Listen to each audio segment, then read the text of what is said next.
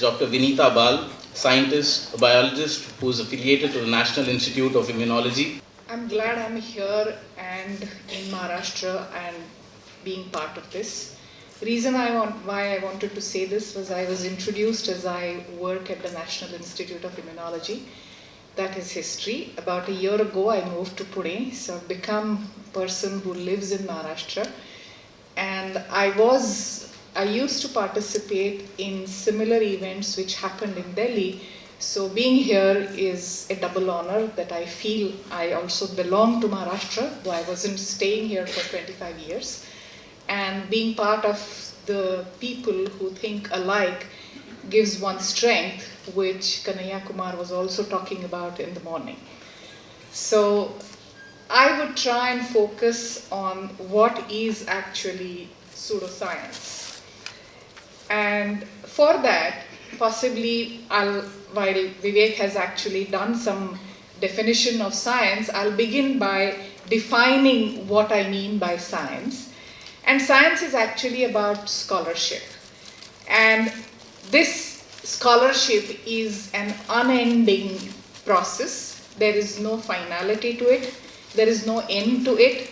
And hence, it's really a relative process. So it is about observing, it is about hypothesizing, it is about experimenting, and people who are not just natural sciences or biomedical sciences or scientists or engineers, but also social scientists are part of this. So all of us who are, and I am actually a practicing scientist, so all of us who are part and parcel of this community of scientists tend to ask questions, and the answers which come out of it provide and contribute to the information that is already available. So every experiment I do might add really a small fraction of information, but the existing information, knowledge, wisdom, whatever you call it, changes. So there is no staticness about the information.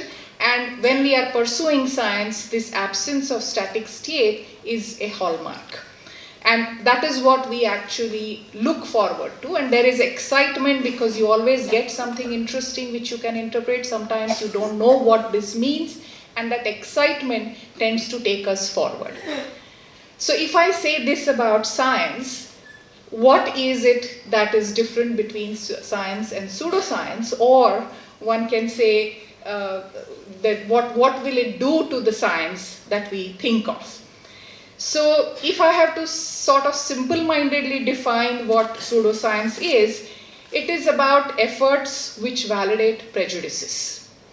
And in a sense, that is it. If we are talking about prejudice, there is a load of baggage that the word carries, and that is what what I mean by saying pseudoscience. So reason why I say this is about prejudices is because over the last 3 years more so, but even in earlier times, we have been getting pushed into thinking that the scriptures, the Vedas, the Puranas are the things that we need to look at. These are the things that we need to follow. And if we want to follow those, then there is no question of a hypothesis. There is no question of asking questions. There is absolutely nothing that you can do because everything that is written in the scripture, it could have been written a few centuries ago, a few 1,000 years ago, but it is sort of written in stone. It cannot be challenged. It cannot changed. It cannot be changed. So if it cannot be changed, do we really want to call it science? Because it is not hypothesis driven. It is sort of fixated at a time when it was written. And as was discussed earlier, that there is Ganesh that we talk about, there is organ transplant which comes up as a question. Many of these questions which have come up have actually come up because there is progress in available information. So this progressive view of science is what the modern science is about. It is changing, it is accommodative, because newer and newer things are coming into its arena, and it is progressive.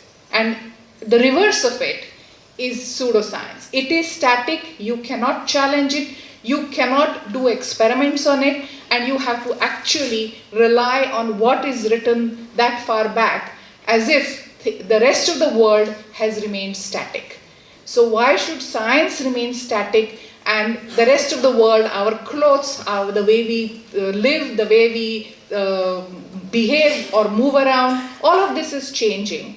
And why should only so-called science remain static? That's the question, and that is what the pseudoscience is all about. And earlier, is this the second term, so-called second term of the NDA, BJP-led NDA that is in power? But in the first term also, many of us, and this was referred to, the astrology efforts were really, really problematic. Fortunately, I must say, some of the scientists, especially the physicists, resisted those efforts, and because of which, at least earlier, the degree in astrology, which starts from a diploma to degree to PhD, all of those were sort of shifted to Sanskrit or languages as a discipline. And I don't mean to demean Sanskrit or languages, but at least I know for sure that is not what we take under the broad umbrella of sciences. So it can be anything, it can be an investigation, it can be a study, but it is not a scientific study which is based on evidence gathering and based on modifying what you think you know and tomorrow you will not know. And let me just give you examples, maybe that will make it clear. Once upon a time, really, once upon a time, we were told in the sense, none of us were in existence at that time, this was quite a few centuries ago. We were told that the earth is stationary and the sun revolves around it. Then some idiot fellow called Copernicus tried to do multiple observations. He was treated as a mad fellow, that is why I said idiot. I absolutely do not mean it, but he was treated like that, and with his observations, it was clear. He restated the hypothesis, saying it's not Earth which is stationary, but it is Sun which is stationary, and Earth revolves around it. Part of it is true. Earth revolves around the Sun. Whether the Sun is stationary or not is another question. That's the relativity of the science that I'm talking about, but it's also about changing paradigms. So what was truth before that did not remain the truth, but something else has become the truth, and we will probably also change that as well. This is true also in social sciences. For example, there are many issues that social scientists work on, and I also have seen that patriarchy is one chashma that many of us wore very, very strongly, and many research questions, many answers which arose out of patriarchal framework. And over the last few decades, there has been a major change in thinking, and patriarchal structures have been challenged, patriarchal thoughts have challenged, lots of data have emerged, and many hypotheses which looked like correct hypotheses at one point have changed now. This is modern science, and this is obviously not pseudoscience. So I was also thinking of referring to Dinanath Batra and his books, which have been recommended in Gujarat as additional compulsory reading, and they have come in for lots of criticism. Apart from historical modifications that he has proposed, or he has stated, I should not say proposed, stated, there are also issues which are related to science. For example, he is against sex education. He is also against using Urdu or Arabic words into textbooks. He is apparently also against anything that is Western and science related. And if you continue like this, and if this is what the next generation hears, we will be really in for trouble. And that is where the cultural organization RSS, which is behind this NDA government or BJP-led government, is something that we need to challenge, because otherwise the next generation would not even know something that was really based on science and history, and would simply know what is pseudoscience. So in terms of, we are here in Mumbai, and I think what Dinanath Batra says, that he doesn't believe in science, especially in Western science, and I also heard Kanhaiya Kumar in the morning talking about Newton and gravity, and I am going to quote a Marathi poem. It has to be done in Maharashtra. Everybody has been talking in English and Hindi. It is from a 20th century Marathi poet called Sopandev Chaudhary, and the poem is called Ani Amhi. And I'm going to read a couple of stanzas. वृक्षावरून फळ खाली पडले, न्यूटनचे मन खालीवर झाले, त्यातच गुरुत्वाकर्षण घडले. आम्ही काय केले असते? पडत्या फळाची आज्ञा समजून ते फळच केले असते घट्ट, अगदी गुरुप्रसाद म्हणून. दुसऱ्या शास्त्रज्ञांशी, वाफेने उडाले भांड्यावरचे झाकण, वाफेची शक्ती दिसली वॉटला, शोध लागला कल्पना सुचली नवी, आम्ही काय केले असते?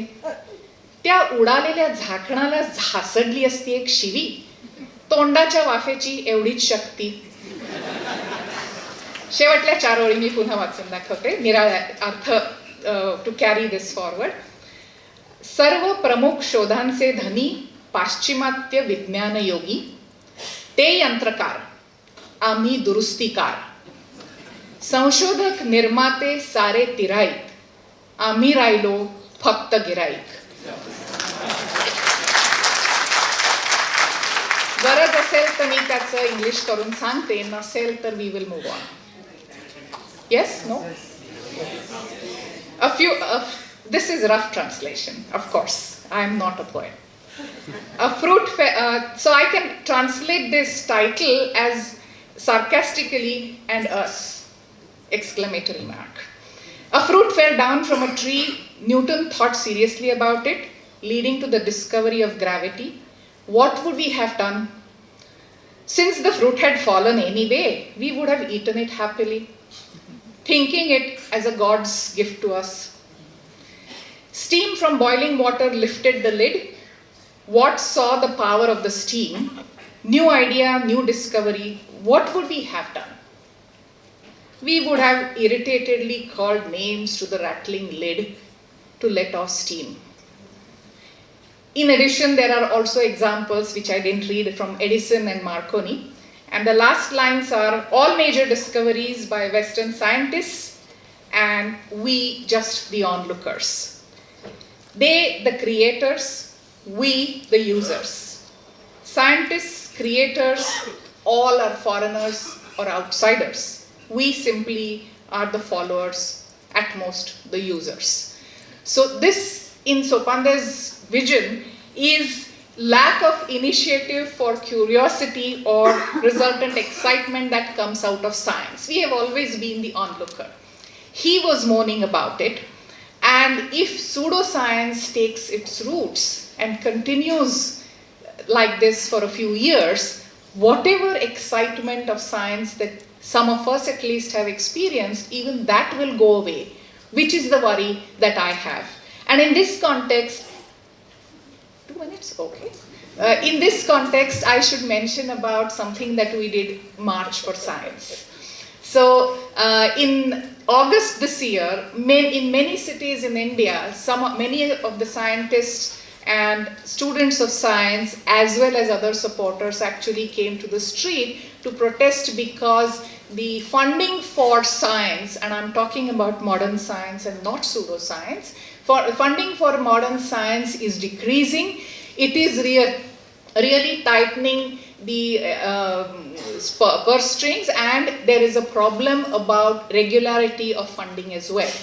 This March for Science took place on 9th of August. Both Vivek and I were present in Pune, and in that, before that actually, I must say, 9th August, you know, it was a day Chale Jao movement started many years ago, and in that context, apparently the Man Ki Baat before that, so towards July end, the Prime Minister had apparently said what we need is revival of the Quit India movement or Chale Jao movement, in which he talked up against poverty Chale Jao and communalism Chale Jao and so on and so forth.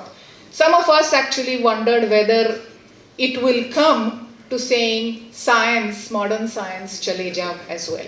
It is that serious, and also what one needs to remember is that as it is, there is a limited kitty for science research. No politician, because there is no delivery of anything that is usable in the immediate future, that people think is waste of time, and because of which there is always restricted kitty, and out of that kitty, many things are now going towards pseudoscience. And I'll take one example and I will end with another example just because there is limited time. This is about Panchagavya mission. You might have heard about it. And Panchagavya mission is something that was started, or at least it was publicly announced in June, July this year.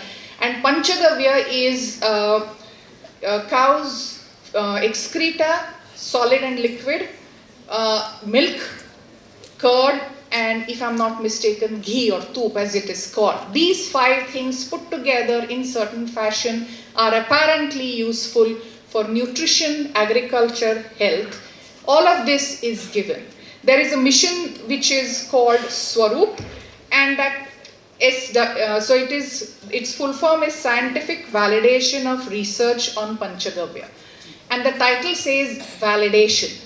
That is what I mean by pseudoscience. There is no question about what is claimed as Panchagavya effect being limited, restricted, dependent upon this cow versus that cow versus another some product. All variables are there, and just if I start thinking, I can possibly come up with 10, 15, 20, if not 100 different questions which will make the outcome Panchagavya with variation. Is all of this going to be useful? You may not be knowing this, but our excreta as well as cow's excreta has billions and billions of bacteria in it. And everybody's bacteria are not identical.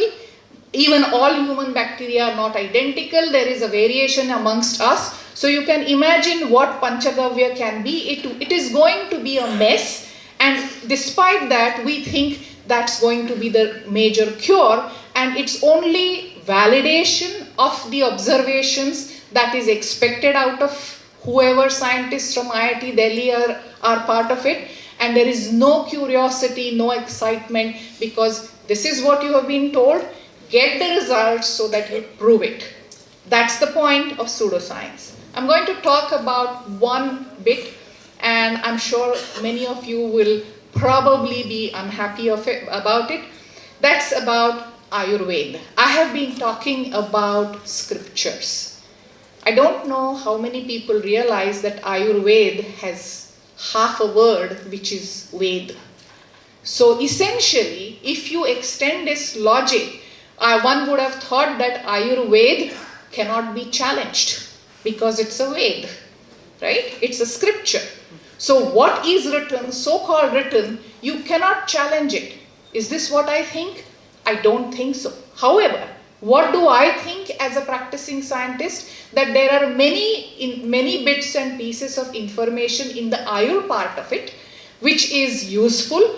But if you simply take it as it was written and try to apply it today, you are going to have many failures. What you need to do out of Ayurveda is make it a modern science, and the science in this many cases is actually something that is empowering. For example, Ayurveda also does not consider what one would call Ajivaitsa Batwa, or what midwives do in the rural areas, or what Vaidus do or the Adivasis do in their areas. All of this information, which is about medication and everything, has been completely kept out of bounds. Do we need to modernize it? That's what the modern science will do, and that is not what the pseudoscience will do. Science can achieve many more things, including policy change, but I think I've run out of time already and I can see movement on either side of me. So thank you very much.